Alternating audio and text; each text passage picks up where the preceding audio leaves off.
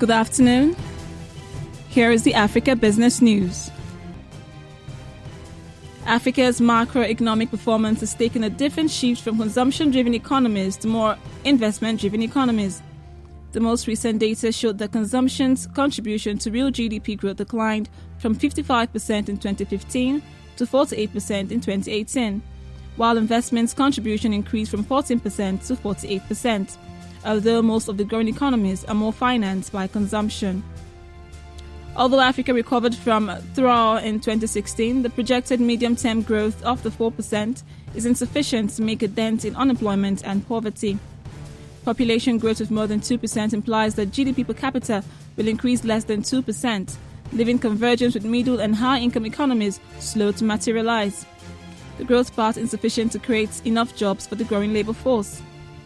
Africa's low elasticity of employment relative to growth reflects an economic structure that depends heavily on primary commodities and the extractive sector, with little progress in labor-intensive manufacturing.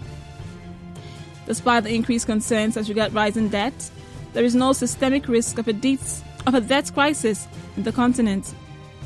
The traditional approach of estimating debt sustainability classifies 16 countries in Africa as high risk of debt distress or in debt distress.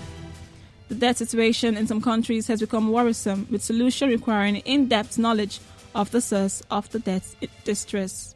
So join us at 3 for Strictly Business News. Thank you for listening.